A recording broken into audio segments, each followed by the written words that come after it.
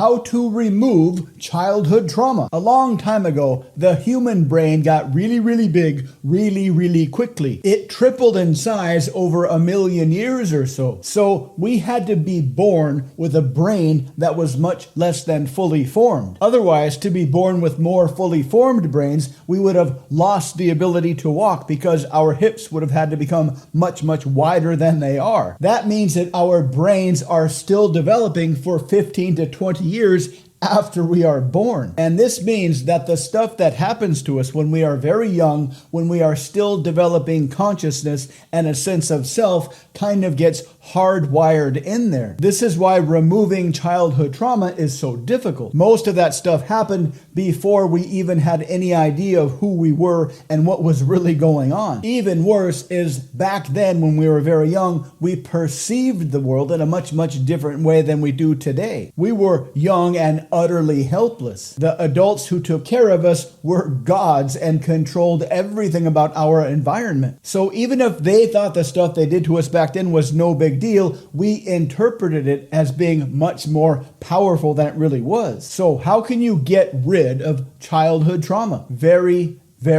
slowly. The structure is very simple. Find as many early childhood memories as you can and change how you reference those memories. Change the meaning you give to those memories. Here's a metaphor to help understand. Imagine you're crossing the street and you get hit by a car. And right before the car hits you, you see the driver. He's looking right at you and screaming with furious anger. So you naturally assume that he meant to hit you. He wanted to hit you. This intention that you assume was true about him when he hit you makes the situation seem much worse on an emotional level. But then suppose he comes to visit you in the hospital, and suppose he is very apologetic, and he explains that right before he hit you, a bee flew into his car and stung him in the eye. It completely shocked him, and he screamed, momentarily losing control of the car. Yes, you're still in the hospital, but you no longer feel like somebody did that to you on purpose. This is the main idea of getting rid of childhood trauma. You were young and something happened. You were expressing your desire for something and somebody yelled at you. As a little kid, 2 or 3 years old, you had no idea what was happening. So you made some assumptions. The assumption was something is wrong with you. Something was wrong with you, and the person yelling at you was angry at you because something is wrong with you. The person you depended upon for your survival was angry at you because you were broken somehow. This isn't something you rationally decided. This is based on the very basic wiring that exists in our brain when we are born. Plenty of studies have shown that babies as young as 6 months old make causal connections between the things they experience in their world. And the easiest causal connection you can make when you get yelled at as a child is that there is something wrong with you. You express your desire, the world says no, therefore something is wrong with me. So how do you fix this? Start by finding any negative memory. At first, this will be difficult, but the more you do this, the easier it gets. Start in elementary school and then work your way backwards. Once you find a memory, you're ready to reframe that memory. First, write out the memory as objectively as you can. Then, make a decision on what that memory means. Remember, the initial assumption was that you were broken and the world was angry at you for being broken and wanted to punish you, or maybe even enjoyed punishing you because you were so broken. Now you can change that meaning. The new meaning can be that the person yelling at you had the problem, not you. It wasn't about you. You were perfectly fine. It was all about them. Just like the guy that got stung in the eye by the bee. Go back into your childhood self and imagine rewriting that memory. Imagine being a little kid and imagine having the understanding that there's a problem with the person yelling at you, not a problem with you. It's got nothing to do with you. It's got everything to do with them. Play around with how you do this. Imagine your adult self is there with you, telling all of this to your young childhood self. Imagine being your childhood self and imagine listening to your adult self help you through the process. Imagine being your childhood self and experimenting with many, many different reasons behind the actual event. This is a long process. Doing this once or twice won't do much of anything, if that. But if you make it a habit to do this a few times per week or every day if possible, you'll slowly whittle away all of your childhood trauma. Think of this just like physical exercise. If you do a couple of push-ups a day for a week and then stop, that won't do anything. But if you do push-ups every day, take a long walk every day for 6 months, that will have a huge positive impact on your health. Just keep your eyes on the prize, a time 6 months out in your future when you are no longer bothered by childhood trauma, when you can live and express yourself freely without concern. Think of the things you'll be able to do when that happens. Think of the relationships that you'll be able to build. Think of all the positive effects on your career. This is what awaits you on the other side. Get started, keep rewriting your childhood memories,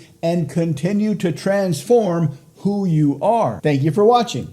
Please subscribe, like, and comment. To learn more, please visit mindpersuasion.com.